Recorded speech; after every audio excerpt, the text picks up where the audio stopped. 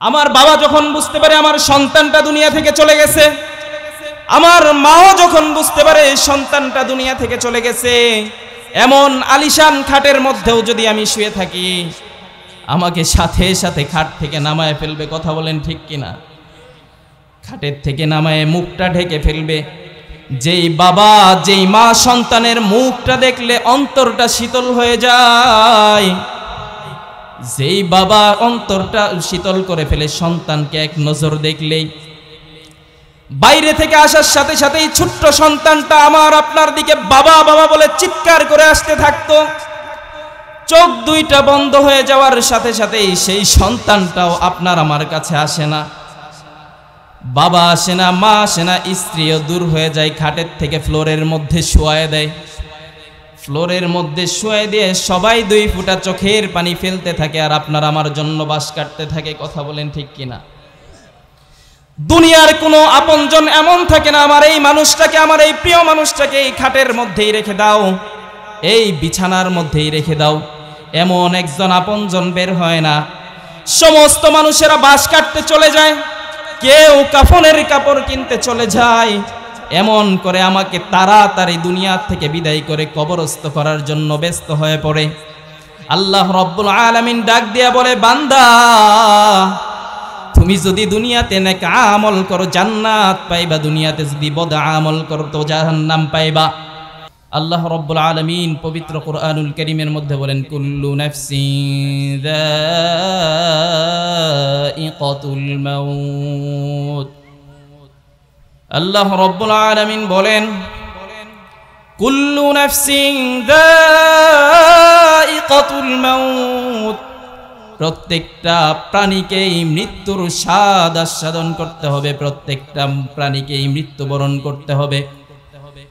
আমরা এমন কোনো প্রভাবশালী ব্যক্তি নাই বুকের মধ্যে হাত দিয়ে বলতে পারবো এই সারা দুনিয়ার মধ্যে সারা জীবন আল্লাহ রাব্বুল আলামিনের কাছে আমরা বেঁচে থাকতে পারবো, এই দুনিয়ার বুকে হাঁটা চলা করতে পারবো, এই দুনিয়ার বুকে বাজার করতে পারবো, সন্তানদেরকে নিয়ে চলতে পারবো, রাজনীতি করতে পারবো, বিভিন্ন কিছু করতে পারবো। আল্লাহ রাব্বুল আলামিন এই কথায় জানা দিয়ে বলেন, ও বান্দা তুমি সারা জীবন দুনিয়াতে থাকতে পারবা না, সারা জীবন এই দুনিয়া তোমার জন্য না। স্ত্রী তোমার সাথে থাকবে না, সন্তান তোমার সাথে থাকবে না, সমস্ত আত্মীয় স্বজনগুলা তোমাকে লাথি দিয়ে দূরে সরায় দিবে, দূরে সরায় দিয়ে তোমাকে কবরবাসী করে দিবে। এই জন্য অল্প কিছু কথা বলবো, দিলের কান লাগায় শুনতে হবে। শুনতে রাজি আছেন তো ইনশাআল্লাহ? আল্লাহ রাব্বুল আলামিন বলেন, ও মানুষ, ও জিন, তোমাদের প্রত্যেককেই মৃত্যুর স্বাদ আস্বাদন করতে হবে। মৃত্যুর স্বাদ আস্বাদন করবে না এমন কোনো প্রভাবশালী ব্যক্তি নাই।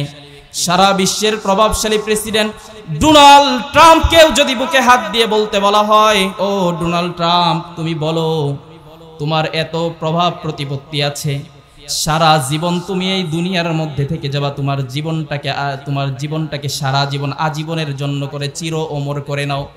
ডোনাল্ড ট্রাম্প কি বলতে পারবে? চিল্লায় বলেন, জীবনের গ্যারান্টি দিতে পারবে? এই জন্য আমরাও তো দিতে পারবো না। মনোযোগ দিয়ে শুনি ইনশাআল্লাহ, দিলের কান লাগায় শুনলে, অল্প কিছু কথা শুনলে ফায়দা হবে ইনশাআল্লাহ। শুনবেন তো ইনশাআল্লাহ? তো সামনের দিকে আগায় আগায় আসি। আল্লাহ রাব্বুল আলামিন বলেন, ও বান্দা তোমাদের মৃত্যুর স্বাদ আস্বাদন করতে হবে। এই কথাই বিশ্বনবী জনাবে মুহাম্মদুর রাসূলুল্লাহ সাল্লাল্লাহু আলাইহি ওয়াসাল্লাম জানায় দিয়ে বলেন, মৃত্যুর যন্ত্রণাও প্রত্যেকটা মানুষকেই ভোগ করতে হবে। মুমিন বান্দার মৃত্যুর যন্ত্রণা হবে একরকম, আর যারা মুমিন না বক্কার বান্দার মৃত্যুর যন্ত্রণা হবে আরেক রকম। মুমিন বান্দা যখন মৃত্যুর সময় ঘনিয়ে আসবে, মালাকুল মাউত চলে আসবে একদল ফেরেশতা সাথে নিয়ে, সাথে থাকবে একটা রেশমি রুমাল, সেই রেশমি রুমাল কাছে নিয়ে চলে আসবে মুমিন বান্দার কাছে। এসে মুমিন বান্দাকে বলতে থাকবে, ও আল্লাহ রাব্বুল আলামিনের প্রিয় বান্দা, আল্লাহ রাব্বুল আলামিনের প্রিয় বান্দার রূহ, তুমি তোমার রবের কাছে চলে আসো, তোমাকে আল্লাহ রাব্বুল আলামিন জান্নাতের মেহমান বানায় দিবেন। এই কথা বলার সাথে সাথে এই মুমিন বান্দার রূহটা কেমন যেন সুন্দর করে ঘামের সাথে বের হয়ে চলে আসবে। জোরে বলেন সুবহানাল্লাহ। আল্লাহর রাসূল সাল্লাল্লাহু আলাইহি ওয়াসাল্লাম যখন মৃত্যুর কোলে ঢলে পড়েন, আম্মা জান আয়েশা সিদ্দিকা রাদিয়াল্লাহু তাআলা আনহা বলেন, আমি দেখেছি বিশ্বনবী জনাবে মুহাম্মদুর রাসূলুল্লাহ সাল্লাল্লাহু আলাইহি ওয়াসাল্লাম আমার কোলের মধ্যেই ইন্তেকাল করেছেন। জনাবে মুহাম্মদুর রাসূলুল্লাহ সাল্লাল্লাহু আলাইহি ওয়াসাল্লাম যখন দুনিয়া ছেড়ে চলে যান, এমন সময় আমরা দেখেছি বিশ্বনবীর মৃত্যুর কষ্ট কেমন হয়েছে। আম্মা জান আয়েশা সিদ্দিকা রাদিয়াল্লাহু তাআলা আনহা বলেন, দুনিয়ার মধ্যে যদি কেউ বলে মৃত্যুর যন্ত্রণা হবে না, সেটা আমার কাছে বিশ্বাসযোগ্য হতে পারে না, কেননা আমি নিজের চোখে দেখেছি আল্লাহর নবীও মৃত্যুর সময় কেমন কষ্ট পেয়েছেন। মৃত্যুর সময় কষ্ট পেতে চান না আসানের সাথে যেতে চান? জোরে চিল্লায় বলেন, কিভাবে যেতে চান? আল্লাহ রাব্বুল আলামিন মুমিন বান্দার মৃত্যুটাকে এত সহজ করে দিলেন, এত সহজ করে দিলেন। বিশ্বনবী জনাবে মুহাম্মদুর রাসূলুল্লাহ সাল্লাল্লাহু আলাইহি ওয়াসাল্লাম জানায় দিয়ে বলেন, যখন কোনো নেককার বান্দা মুমিন বান্দার মৃত্যুর ঘনিয়ে আসে, মালাকুল মাউত সুঘ্রাণময় কাপড় পরে সুশ্রী চেহারায় চলে এসে বলতে থাকে, ও প্রিয় বান্দার রূহ বের হয়ে আসো। বলার সাথে সাথেই মুমিন বান্দাটা আল্লাহ রাব্বুল আলামিনের সেই জান্নাত পাওয়ার আশায় বের হয়ে চলে আসে। কোনো পরিশ্রম করতে হয় না, কষ্ট করতে হয় না। কিন্তু প্রিয় ভাইরা আমার, আপনারা শুনলেই বুঝতে পারবেন বদকার বান্দার মৃত্যুর যন্ত্রণা কত কষ্টকর হবে। যখন কোন বদকার বান্দার মৃত্যুর সময় ঘনিয়ে আসে, বদকার বান্দার মৃত্যু ঘনিয়ে আসার সাথে সাথে মালাকুল মাউত যখন হাজির হয়ে যায়, মালাকুল মাউত বদকার বান্দার সামনে হাজির হয়ে বলতে থাকে, ও আল্লাহর নাফরমান বান্দার রূহ তুই বের হয়ে আয়। এই কথাটা শোনার সাথে সাথেই বদকার বান্দার রূহটা সারা দেহের মধ্যে পলায়ন করতে শুরু করে। আল্লাহর নবী সাল্লাল্লাহু আলাইহি ওয়াসাল্লাম বলেন, বদকার বান্দার সামনে মালাকুল মাউত ফেরেশতারা এমন দুর্গন্ধময় কাপড় পরে কুশ্রী চেহারায় হাজির হয়ে যায়। হাজির হয়ে বলতে থাকে, তাকে দেখার সাথে সাথেই মালাকুল মাউতকে দেখার সাথে সাথেই বদকার বান্দার রূহটা সারা দেহের মধ্যে পলায়ন করতে চায়, ভয় পেয়ে যায়। এই ভয় পাওয়ার কারণে তার চোখ দুইটা উল্টে যায়, হাত দুইটা বিকলাঙ্গ হয়ে যায়, পাটা বিকলাঙ্গ হয়ে যায়। দেখতে পারবেন বদকার বান্দার মৃত্যুর সময় হয়ে গেলে জিহ্বাটা উল্টে যায়, হাত পা ছটফট করতে করতে এত কষ্ট হয়, এত কষ্ট হয়, তার জবানের মধ্যে কালেমাটুকু পর্যন্ত আসে না। সে এমন কষ্ট করে বিদায় হয়ে যায়, এমন কষ্ট করে বিদায় হয়ে যায়। আল্লাহর রাসূল সাল্লাল্লাহু আলাইহি ওয়াসাল্লাম বলেন, তার মৃত্যুর যন্ত্রণা এত ভয়ঙ্কর হবে, এত ভয়ঙ্কর হবে। কোন ছাগলকে যদি দুনিয়ার জমিনে যদি কোনো ছাগলকে জীবন্ত অবস্থায় চামড়া ছিলে ফেলা হয়, এই চামড়া ছিলে যদি ওই ছাগলটাকে যদি দুনিয়ার বুকে ছেড়ে দেওয়া হয়, ওই ছাগলটার যেমন কষ্ট হবে, বদকার বান্দার মৃত্যুর সময় তার চাইতেও বেশি কষ্ট হবে। নাউজুবিল্লাহ বলবেন না? চিল্লায় বলেন নাউজুবিল্লাহ। বদকার বান্দা হইতে চান না নেককার বান্দা হইতে চান? কে কে নেককার বান্দা হইতে চান? আল্লাহু আকবার। আল্লাহ রাব্বুল আলামিন সবাইকে নেককার বান্দা হিসেবে কবুল করে নিন। আল্লাহর রাসূল সাল্লাল্লাহু আলাইহি ওয়াসাল্লাম বদকারদের আর নেককারদের যে সুন্দর উপমাটা দিয়ে দিলেন, জানিয়ে দিলেন বদকারের মৃত্যুর যন্ত্রণা কেমন হবে আর নেককারের মৃত্যুর যন্ত্রণা কেমন হবে। বুঝে আসছে তো আপনাদের? চিল্লায় বলুন, বুঝতে পারছেন? এক বুজুর্গ বলতেছে, আমি এক মহল্লা দিয়ে হেঁটে হেঁটে যাইতাম, যাওয়ার সময় দেখতাম এক লোক ঘোড়ার ঘাস বিক্রি করে, ঘোড়ার ঘাস বিক্রি করে। এই লোকে সব সময় রাস্তা দিয়ে যাওয়ার সময় তার জবানের মধ্যে শুধু একটা কথাই থাকতো, ঘোড়ার ঘাস 2 টাকা, ঘোড়ার ঘাস 2 টাকা, ঘোড়ার ঘাস 2 টাকা। কি বলতো? ঘোড়ার ঘাস 2 টাকা। নামাজের সময় হয়, তার জবান দিয়ে আল্লাহর নাম আসে না, তার জবান দিয়ে আসতে থাকে ঘোড়ার ঘাস 2 টাকা। কি আসতে থাকে? চিল্লায় বলেন। ঘোড়ার ঘাস 2 টাকা।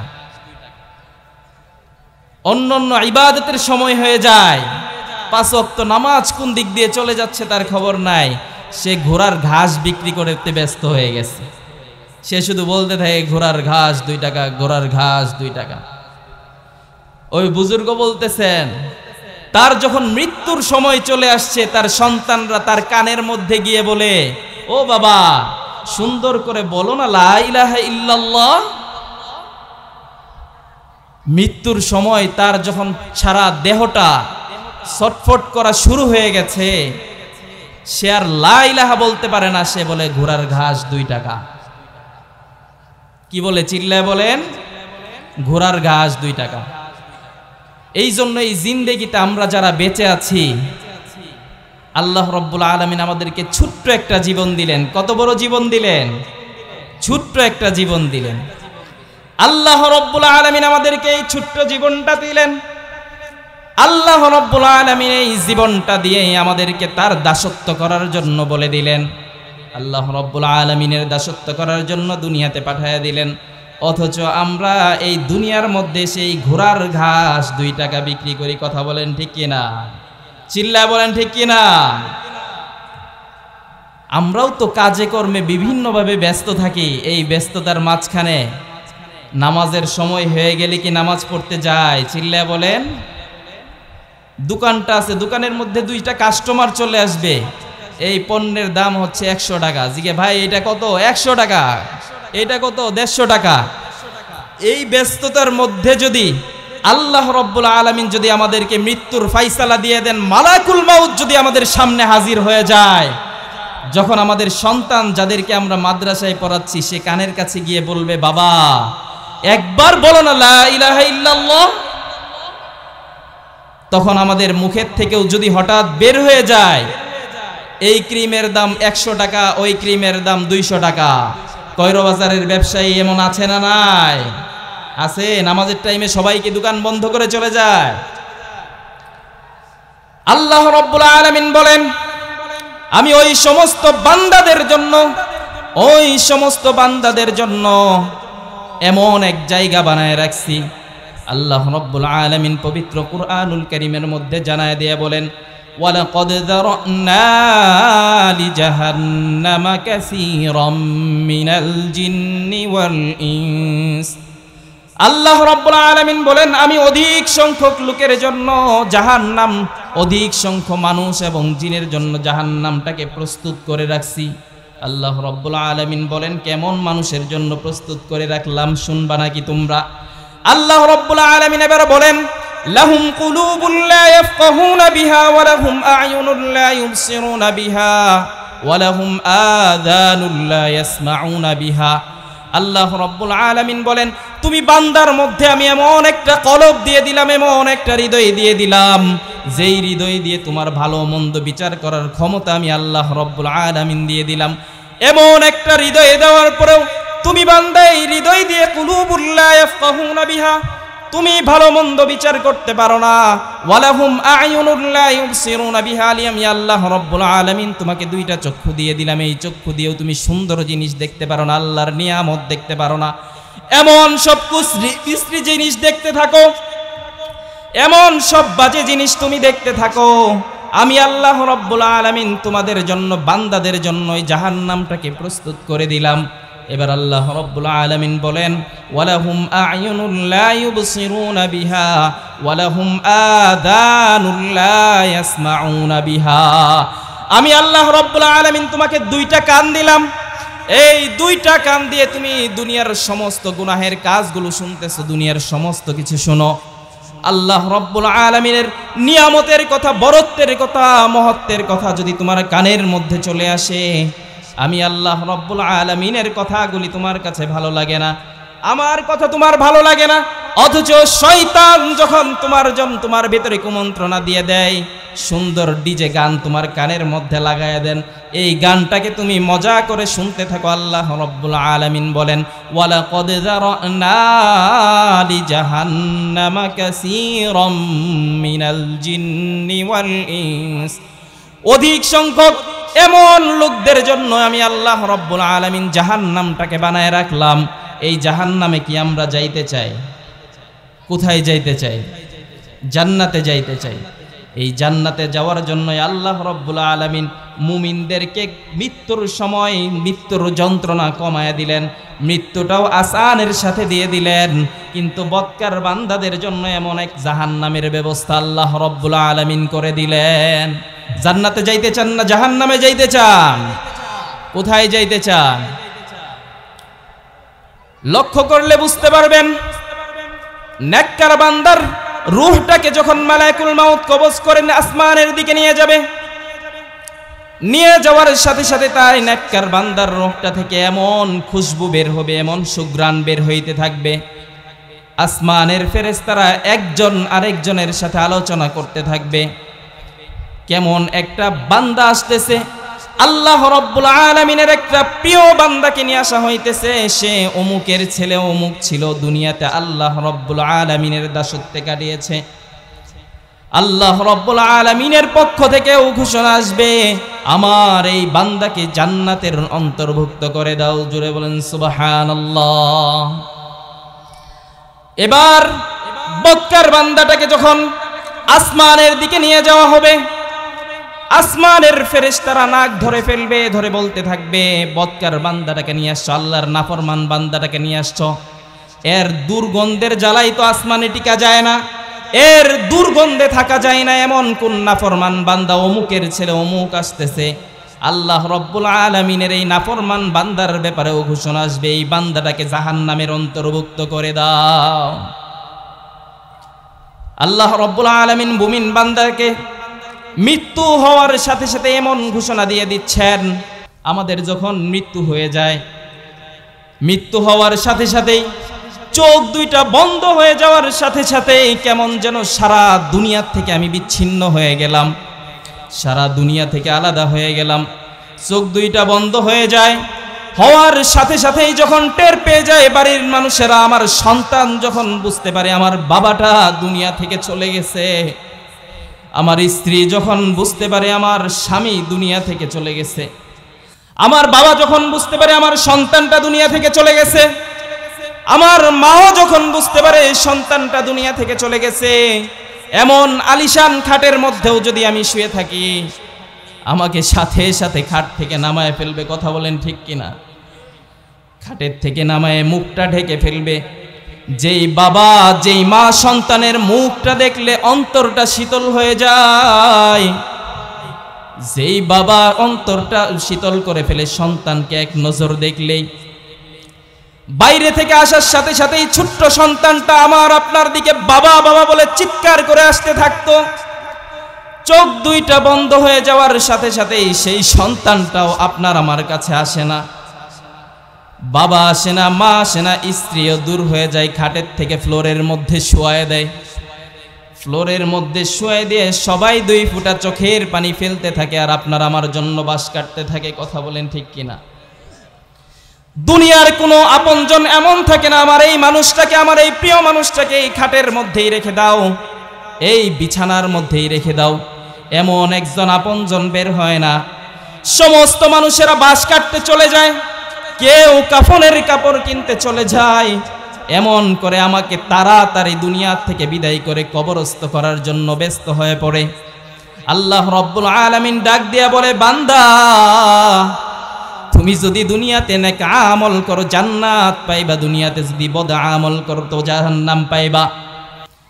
মৃত্যু হয়ে গেলে আমাদেরকে কবরবাসী হয়ে যাওয়ার পরেই ভাবলেন আমরা হয়তো ছাড় পেয়ে যাব।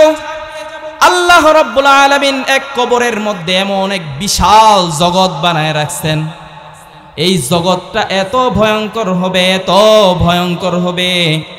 আল্লাহর নবী সাল্লাল্লাহু আলাইহি ওয়াসাল্লাম বলেন, আমি দুনিয়াতে সবচেয়ে বেশি ভয় করি কবরের জন্য। কবরটা এমন অন্ধকার হবে, যেই কবরের মধ্যে সূর্যের আলো থাকে না, যেই কবরের মধ্যে চাঁদের আলো থাকে না, যেই কবরের মধ্যে কোনো ইলেকট্রিসিটি থাকে না, ইলেকট্রিক লাইট থাকে না, যেই কবরের মধ্যে একটা জোনাকি পোকার আলো পর্যন্ত থাকে না, এমন অন্ধকার কবর। আল্লাহর নবী সাল্লাল্লাহু আলাইহি ওয়াসাল্লাম এই কবরের জন্য ভয় করতেন। এই কবরের ব্যাপারে সাহাবায়ে কিরাম রাদিয়াল্লাহু তাআলা আনহুকে ভয় দেখাইতেন, সতর্ক করতেন। হযরতে আবু বকর সিদ্দিক রাদিয়াল্লাহু তাআলা আনহু যখন কবরের কথা স্মরণ হয়ে যেত, চোখ দুইটা দিয়ে অঝোর ধারায় কান্না করতেন আর চিন্তা করতে থাকতেন, না জানি দুনিয়াতে কেমন আমল করলাম, আমার আল্লাহ তাআলার কাছে গিয়ে কি জবাব আমি দিব, এই জবাব আমার কেমন হয়ে যাবে, এই চিন্তা নিয়ে বসতে পারতেন। কান্না করতে করতে চোখ দুটা লাল করে ফেলতেন। এবার আমরা লক্ষ্য করলে দেখতে পারবো দুনিয়ার মধ্যে আমাদের মৃত্যু হয়ে যায়, মৃত্যুর আগ পর্যন্ত আমাদের কারো মনের মধ্যে দুনিয়ার ভালোবাসা থেকে আমরা মাহরুম হতে পারি না, দুনিয়ার ভালোবাসাটাকে আমরা দূর করে দিতে পারি না। এই জন্যেই ভাইয়েরা আমার, যদি সারা দুনিয়ার সমস্ত ভালোবাসা যখন ফেলে কবরবাসী হয়ে যাব, হয়তো আমাদের মনের মধ্যে আছে কবরবাসী হয়ে যাওয়ার সাথেই তো গলে পচে শেষ হয়ে যাব। আমাদের মনের মধ্যে এরকম থাকতে পারে কিনা, কবরবাসী হয়ে গেলাম আর গলে পচে শেষ হয়ে গেলাম, হয়তো রেখে আসবে 2 দিন পরে গলে পচে মাটির সাথে মিশে যাব, আমাদের কোনো আযাব হবে না, এইরকম চিন্তা ভাবনা অনেকের আছে না নাই? চিল্লায় বলেন আছে না নাই? এরকম চিন্তাও অনেকেই করে। খাও দাও ফুর্তি করো, দুনিয়াটা মস্ত বড়, খাও দাও ফুর্তি করো। অথচ আল্লাহর রাসূল সাল্লাল্লাহু আলাইহি ওয়াসাল্লাম জানায় দিচ্ছেন, যেই মাত্র কোনো বান্দাকে কবরের মধ্যে রাখা হবে, নীল চক্ষু বিশিষ্ট মুনকার নাকির উপস্থিত হয়ে যাবে, শুরু হয়ে যাবে দুনিয়ার হিসাব নিকাশ। দুনিয়ার সমস্ত হিসাব নিকাশগুলি আল্লাহ রাব্বুল আলামিন মুনকার নাকিরকে পাঠিয়ে একটা একটা করে আদায় করা শুরু করবেন। আল্লাহর নবী সাল্লাল্লাহু আলাইহি ওয়াসাল্লাম বলেন, যখন কোনো নেককার বান্দাকে কবরস্থ করা হয়, মুনকার নাকির হাজির হয়ে যাবে, হাজির হয়ে প্রশ্ন করতে থাকবে, মার রব্বুকা, তোমার রব কে ছিল? এই প্রশ্ন করতে থাকবে। দুনিয়ার মধ্যে আমরা হয়তো চিন্তা করতে পারি, মার রব্বুকা বললে তো আমরা ভট করে বলে ফেলবো মুখ দিয়ে আল্লাহ, এরকম চিন্তা ভাবনা আছে না নাই? মনে করি খুব সহজ প্রশ্ন। যখন আল্লাহ রাব্বুল আলামিন এই বদকার মুমিন বান্দাটাকে, নেককার বান্দাটাকে যখন প্রশ্ন করবে, ফেরেশতারা যখন প্রশ্ন করবে, মার রব্বুকা, তোমার রব কে? ওই নেককার বান্দা, মুমিন বান্দা সারা জীবন দাসত্ব করেছে কার? চিল্লায় বলেন কার?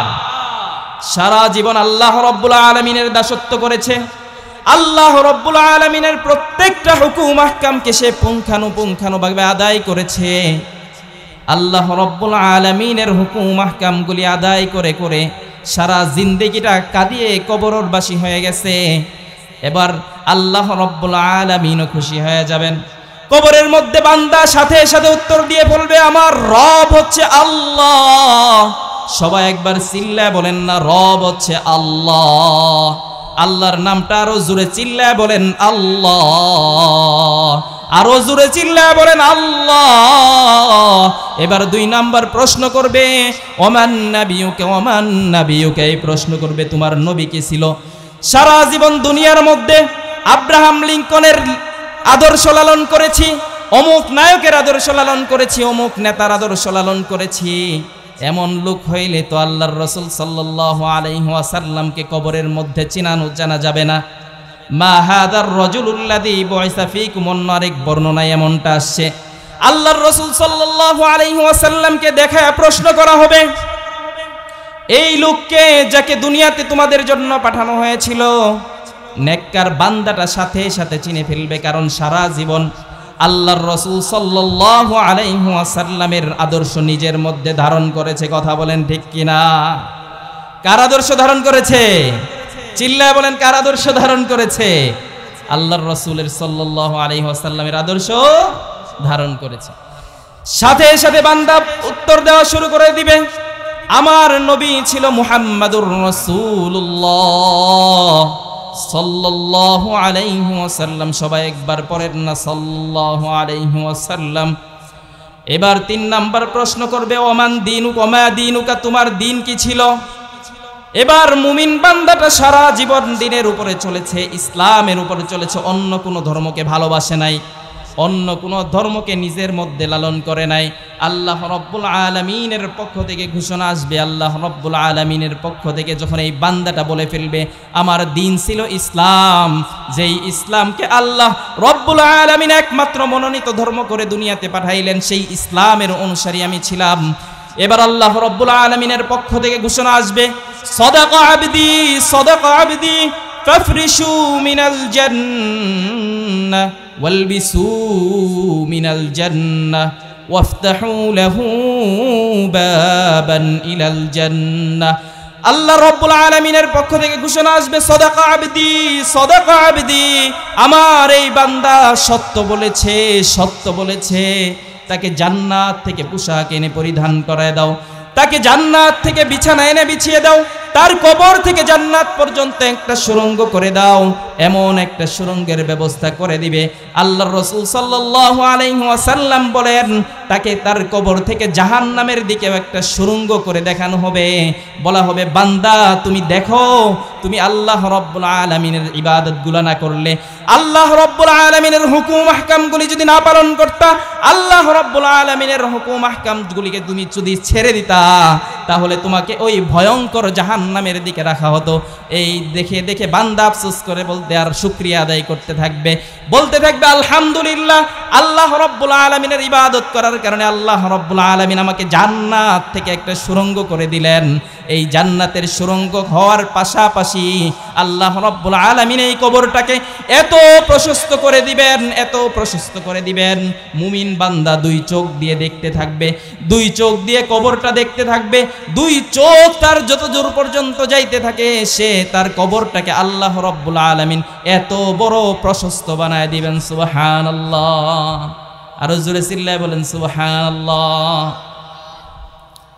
শুধু তাই নয়, আল্লাহ রব্বুল আলামিনের পক্ষ থেকে হঠাৎ করে দেখতে থাকবে একজন যুবক হেঁটে হেঁটে আসতেছে, একজন যুবক হেঁটে হেঁটে আসে। এই যুবককে এমন সুদর্শন এক যুবক কবরের পাশাপাশি হয়ে গেছে। এমন সময় নেককার বান্দা বলতে থাকবে, ভাই তুমি কে? এই যুবককে দেখার সাথে সাথেই বলবে, ভাই তুমি কে? যুবক সালাম দিয়ে উত্তর দিবে, ভাই আমি তোমার দুনিয়ার সেই নেক আমল, যেই নেক আমলগুলি তুমি দুনিয়াতে করেছিলে, আল্লাহ রব্বুল আলামিন আমাকে নেক সুরত দিয়ে, এক জান্নাতি যুবকের সুরত দিয়ে তোমার কবরের মধ্যে পাঠায় দিয়েছে। সুবহানাল্লাহ। কবরের মধ্যে কি মানুষ একা যায় না, সাথে 3 জন নিয়ে যায়? চিল্লায় বলেন কয়জন নিয়ে যায়? একা একা যায়। আপনি মারা গেলে আপনার স্ত্রী সাথে যাবে? চিল্লায় বলেন যাবে? বাবা মারা গেলে সন্তান যায়? আপনাদের কয়রা এলাকায় মনে হয় বাবা মারা গেলে সন্তানও সাথে সাথে কবরের মধ্যে শুয়ে পড়ে? কথা বলেন ঠিক কিনা? এরকম শুয়ে পড়ে আছে, নজির আছে? শয় না। অন্ধকার কবরটাকে আল্লাহ রব্বুল আলামিন একাকিত্বের একটা ঘর বানায় দিলেন। এই ঘরের মধ্যে দুনিয়ার সেই নেক আমলগুলিকে আল্লাহ রব্বুল আলামিন এক যুবকের আকৃতি দিয়ে আপনার কবরের মধ্যে দিয়ে দিলেন। আল্লাহ রব্বুল আলামিন বলতেছেন, বান্দা তুমি সারা জীবন তো কবরের মধ্যে 1000 বছর যদি তুমি একা একা থাকো, তোমার অনেক কষ্ট হবে। এত বড় লম্বা যাত্রা, এই লম্বা যাত্রার মধ্যে তোমার একজন সাথী প্রয়োজন। এই জন্য আমি আল্লাহ রব্বুল আলামিন এই আমলগুলিকে একজন সুদর্শন যুবকের আকৃতি দিয়া তোমার জন্য কবরের মধ্যে দিয়ে দিলাম। সুবহানাল্লাহ। নেককার বান্দা হইতে চান না বদকার বান্দা হইতে চান? কবরের মধ্যে সাথী চান না একা থাকতে চান? কে কে সাথী চান? আল্লাহু আকবার। আল্লাহ রব্বুল আলামিন এই কয়রার সমস্ত মানুষগুলোকে নেককার বানায় দেয়। সবাই নেককার হইতে রাজি আছেন তো ইনশাআল্লাহ?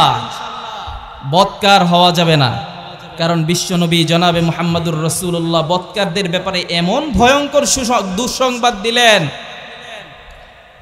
আমাদের এই এলাকার মধ্যে কোনো সুদখোর, ঘুষখোর, হারামখোর যদি মারা যায়, তারে কি আমরা ভাসায় দেই না কবরস্থ করি? চিল্লায় বলেন, কবরস্থ করি? কোন বৎকার বান্দা যদি মৃত্যুবরণ করে তাকেও তো আমরা কবরস্থ করি, তার জন্য বাসকের জানাজার ব্যবস্থা করি, জানাজা করে তাকেও তো কবরবাসী করে ফেলি। আল্লাহ রব্বুল আলামিনের পক্ষ থেকে ওই বান্দাকে যখন কবরে রাখা হবে, সাথে সাথে নীল চক্ষু বিশিষ্ট দুইজন ফেরেশতা উপস্থিত হয়ে যাবে। উপস্থিত হয়ে বৎকার বান্দাটাকে প্রশ্ন করতে থাকবে। ফেরেশতাকে দেখার সাথে সাথে এই বৎকার বান্দার অন্তরটা, বৎকার বান্দার মধ্যে হাহাকার শুরু হয়ে যাবে। সে বলতে থাকবে, কিছুই বলতে পারবে না। ফেরেশতা তাকে যখন প্রথম প্রশ্ন করবে মার রব্বুকা, সে বলতে থাকবে লা আদিরি, লা আদিরি, আমি জানি না, আমি জানি না। কেন সে বলতে পারে না? সেও তো দুনিয়ার বুকে মুসলমান ছিল, তাকে জানাজা করা হলো, তাকে জানাজা করে কবরস্থ করা হলো, তারপরেও সে কবরের মধ্যে সেই সওয়াল জবাব করতে পারছে না। আল্লাহর রাসূল সাল্লাল্লাহু আলাইহি ওয়াসাল্লামের ব্যাপারে তার সন্দেহ ছিল। আল্লাহ রব্বুল আলামিনকে সে বিশ্বাস করতে পারে নাই। আল্লাহ রব্বুল আলামিনের ব্যাপারে তার সংশয় ছিল। আল্লাহ রব্বুল আলামিনের হুকুম আহকামগুলিকে সে নিতে পারে নাই। আল্লাহ রব্বুল আলামিনের হুকুম আহকামগুলি তার কাছে জাহেলি যুগের হুকুম আহকাম মনে হয়েছে। এই জন্য সে বলতে থাকবে আল্লাহ রব্বুল আলামিনের পক্ষ থেকে যখন তাকে প্রশ্ন করার হবে, ফেরেশতা যখন প্রশ্ন করবে মার রব্বুকা, সে উত্তর দিতে পারবে না, কারণ সে সারা দুনিয়াতে আল্লাহ রব্বুল আলামিনের নাফরমানিতে লিপ্ত ছিল। কথা বলেন ঠিক কিনা? আল্লাহ রব্বুল আলামিন বলছে, ও বান্দা তুই নামাজ পড়। এই বান্দা যখন নামাজের সময় হয়ে গেছে, দুনিয়ার সমস্ত লোভ লালসাগুলি তার মধ্যে আঁকড়ায়া ধরছে। এই জন্য কবরের মধ্যে গিয়ে তার রবকে চিনতে পারে না, তার স্রষ্টাকে চিনতে পারে না। সে উত্তর দিতে থাকবে লা আদরি, লা আদরি। এবার বিশ্বনবী জনাবে মুহাম্মদুর রাসূলুল্লাহ সাল্লাল্লাহু আলাইহি ওয়াসাল্লামকে দেখায় প্রশ্ন করা হবে,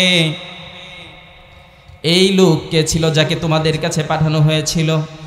প্রশ্নের উত্তরে আসবে জানি না। সে বলতে থাকবে লা আদরি, লা আদরি। তৃতীয় প্রশ্ন আবার করা হবে, ওমা দীনুকা। যখন প্রশ্ন করা হবে, লোকটা উত্তর দিতে পারে না।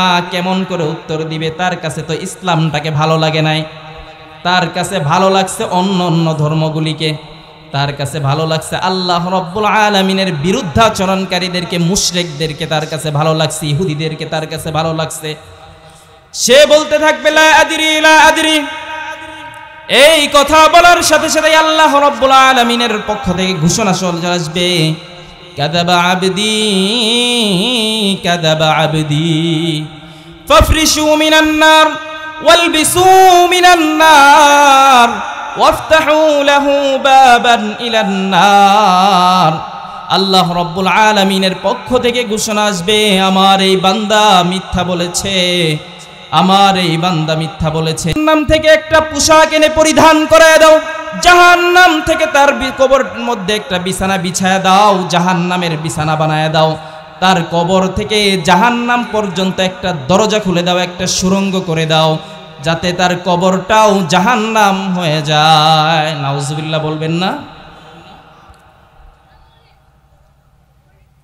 কবরকে জাহান্নাম বানাইতে চান? কে কে বানাইতে চান? আল্লাহু আকবার। কে কে জাহান্নাম বানাইতে চান না? চিল্লায় বলেন আল্লাহু আকবার, হাত উঠান। আল্লাহ রব্বুল আলামিন সবাইকে কবুল করে নেন। শুধু জাহান্নাম বানায় দিল আর শেষ হয়ে গেল, এমনটাই কি আমাদের ধারণা? আল্লাহর রাসূল সাল্লাল্লাহু আলাইহি ওয়াসাল্লাম বলেন, যখন কোন বৎকার বান্দা কবরবাসী হয়ে যায়, কবরের মাটিগুলাও তার জন্য ভয়ঙ্কর রূপ ধারণ করে। কেমন ভয়ঙ্কর রূপ ধারণ করে?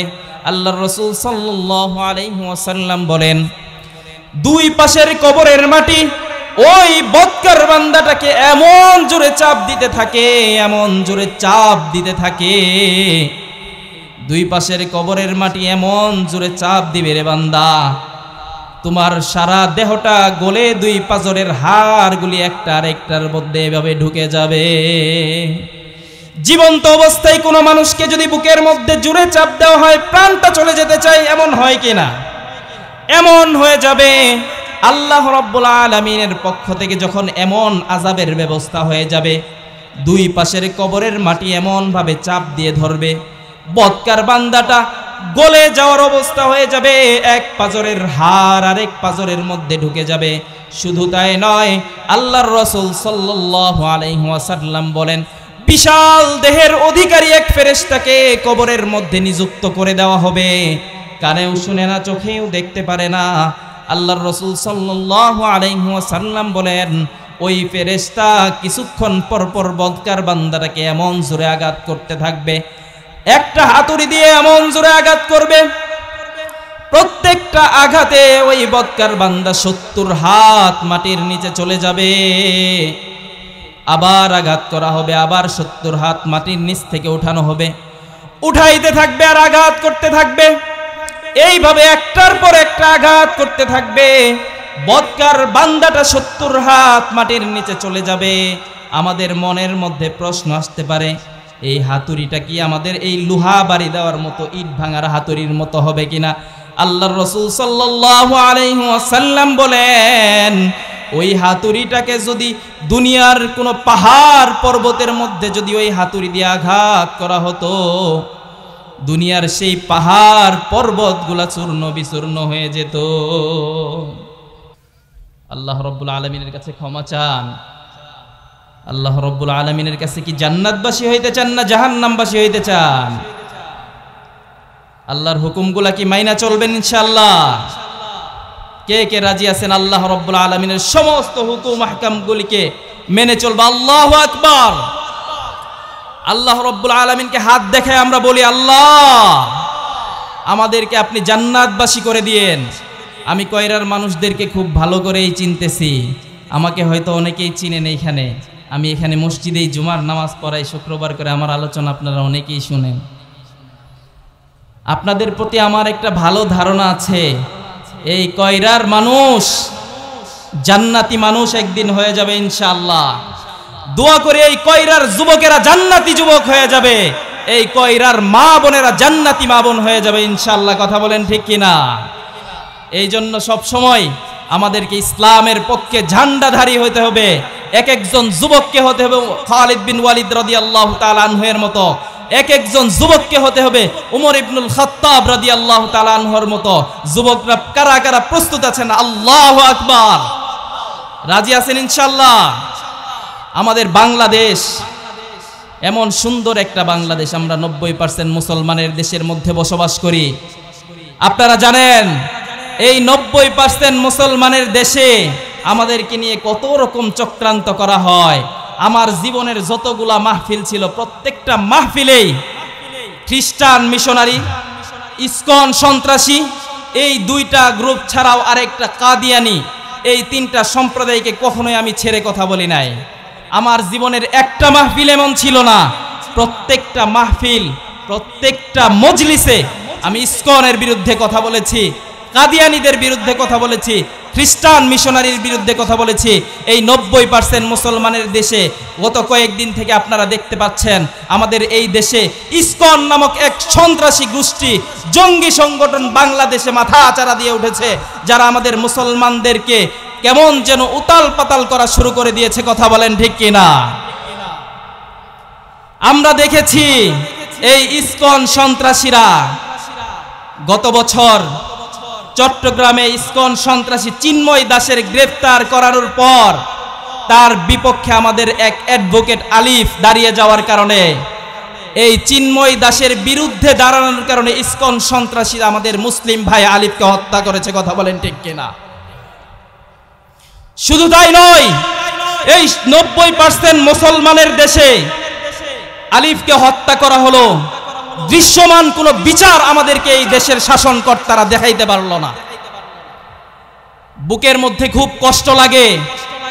আমরা দেখলাম ফরিদপুরের মধুখালীতে আমাদের 2 যুবককে পিটিয়ে হত্যা করা হলো, দৃশ্যমান কোনো বিচার আমরা এই দেশে দেখতে পেলাম না। আমরা কিছুদিন আগে দেখলাম গাজীপুরে 13 বছর বয়সী আমাদের এক মাদ্রাসা পড়ুয়া বোনকে 2 দিন ঘরের মধ্যে আটকে রেখে ধর্ষণ করা হলো। কালিয়াকৈরের প্রশাসন আঙ্গুল চুষা শুরু করে দিল। তাওহীদি জনতার প্রতিবাদের মুখে পড়ে গ্রেফতার করতে বাধ্য হলো। পরবর্তী সময়েই পুলিশের ভেরিফাইড পেজ থেকে আমাদের বোনের উপর দোষারোপ করার একটা অপচেষ্টা চালানো হলো। কথা বলেন ঠিক কিনা? 90% মুসলমানের দেশে পুলিশ প্রশাসন, পুলিশ, র্যাব, যাই বলেন সরকারি সমস্ত কর্মকর্তা এই 90% মুসলমানের টাকায় চলে। কথা বলেন ঠিক কিনা? 90% মুসলমানের টাকায় চলে। 7% 8% এই ইসকন সন্ত্রাসীদের পক্ষ নিয়ে মুসলমানদের বিরুদ্ধে আচরণ করার ফলাফল ভালো হবে না। কথা বলেন ঠিক কিনা? শুধু তাই নয়, আমরা দেখেছি গত কয়েকদিন থেকে এই সন্ত্রাসীদের নিয়ে বিভিন্ন নাটক চলতেছে। আল্লাহ রব্বুল আলামিনের কাছে আমরা দোয়া করি, আল্লাহ রব্বুল আলামিন যেন আমাদের এই জমিনটাকে শান্ত করে দেন, আমাদের এই জমিনটাকে যেন নিরাপদ করে দেন। শুধু তাই নয়, আজকে আমাদের এই দেশের পাহাড় পর্বতের আনাচে কানাচে বিভিন্ন সীমান্তবর্তী এলাকাগুলিতে খ্রিস্টান মিশনারি বাসা গেড়ে বসে আছে। তারা আমাদের সরল মনা মুসলমানদেরকে খ্রিস্টান বানানোর চক্রান্তে লিপ্ত আজকে। আর আমরা মুসলমানরাও যদি একটা হিন্দুকে যদি কখনো মুসলমান বানাইতে যাই, আমাদেরকে বিভিন্ন উপায় অতিক্রম করে, আইনি ব্যবস্থা অতিক্রম করতে হয়। তারপরেও আমাদের বিরুদ্ধে মামলা হয়ে যায়, যে ধর্মান্তরিত করার মামলা আমাদেরকে দিয়ে দেয়। কথা বলেন ঠিক কিনা? 90% মুসলমানের দেশে আমরা বলতে চাই, এই দেশ মুসলমানদের দেশ। এই দেশে যদি সর্বপ্রথম কেউ বসবাস করতে চায়, মুসলমানরাই বসবাস করবে। আমরা সমস্ত ধর্মের মানুষদেরকে অন্তর থেকে ভালোবাসি। আমরা সমস্ত ধর্মের মানুষদের পাশে থাকতে চাই, তাদেরকে আমাদের বুকে আগলে রাখতে চাই। কিন্তু তারা যদি এটা মনে করতে চায় যে মুসলমান 90% মুসলমানদেরকে ভাড়াটিয়া করে দিবে, তাহলে আমরা এই ঘোষণাও করতে চাই, 90% মুসলমানদেরকে যদি তোমরা ভাড়াটিয়া বানাইতে চাও, এই দেশের সীমানা ক্রস করে তোমাদেরকে হিন্দুস্থানে পাঠানো হবে। কথা বলেন ঠিক কিনা? সাবধান হয়ে যাও। দেশের আইন শৃঙ্খলা বাহিনীর কাছে আমরা অনুরোধ করব, আপনারা সতর্ক হন, নিরপেক্ষ হয়ে যান। মুসলমানদের পক্ষে যদি কোনো কুচক্রী মহল যদি সাম্প্রদায়িক দাঙ্গা লাগাইতে চায়, তাকে গ্রেফতার করে আইনের কাছে সুপর্দ করুন, আইনের ব্যবস্থা গ্রহণ করুন। কোনো সন্ত্রাসী গোষ্ঠী যদি এই মুসলমান সমাজকে যদি সরল মনে করতে চায়, তাহলে ভুল করবে। এই মুসলমান হযরত উমর ফারুক রাদিয়াল্লাহু তাআলা আনহুর উত্তরসূরি, এই মুসলমান খালিদ বিন ওয়ালিদ রাদিয়াল্লাহু তাআলা আনহুর উত্তরসূরি, এই মুসলমান গাজী সালাউদ্দিন আইয়ুবের উত্তরসূরি, এই মুসলমান জামালউদ্দিন আফগানের উত্তরসূরি। কথা বলেন ঠিক কিনা? মুসলমান কখনো পিছপা হইতে চায় না। সিংহকে খাঁচার থেকে বের করতে বাধ্য করেন না, খাঁচার থেকে বের করলে কলিজা টেনে ছিঁড়ে খেয়ে ফেলবো ইনশাআল্লাহ। আল্লাহ রব্বুল আলামিন যেন আমাদের এই দেশটাকে নিরাপদ করে দেন, আমাদের এই দেশটাকে যেন শান্তিময় করে দেন। আল্লাহ রব্বুল আলামিন যেন এই দেশটাকে ইসলামের ভূমি করে দেন। সকলে জোরে জোরে বলি আমিন। আল্লাহ রব্বুল আলামিনের কাছে শুকরিয়া আদায় করি যে আপনারা এখানে বসেছেন। অনেক বড় বড় ওলামা ইকরামরা ঢাকা থেকে এসেছেন, আপনাদের সামনে তাশরীফ আনয়ন করবেন, আপনারা আলোচনা শুনবেন ইনশাআল্লাহ। এখন যিনি আলোচনা নিয়ে আসবেন, অনেক ভালো আলোচনা করেন, অনেক সুন্দর আলোচনা করেন, চমৎকার আলোচনা করেন। একজন মানুষও উঠবেন না, সবাই সামনে। আমি উঠার সাথে সাথেই সবাই সামনের জায়গাটা পূরণ করে বসবেন ইনশাআল্লাহ। রাজি আছেন তো ইনশাআল্লাহ? আমার কথায় যদি কেউ কষ্ট পেয়ে থাকেন, আল্লাহর ওয়াস্তে আমি ক্ষমা প্রার্থী। আর প্রত্যেক শুক্রবারে ইনশাআল্লাহ আপনাদের মসজিদে তো আমার সাথে দেখা হয়েই যাবে। আমি আপনাদেরই একজন মানুষ, আমার কথায় কষ্ট পাওয়ার কোনো সুযোগ নাই। কুরআন হাদিস থেকে যেই কথাগুলি আমরা শুনলাম, আল্লাহ রব্বুল আলামিন যেন প্রত্যেকটা কথার উপর আমাদেরকে আমল করার তৌফিক দান করেন।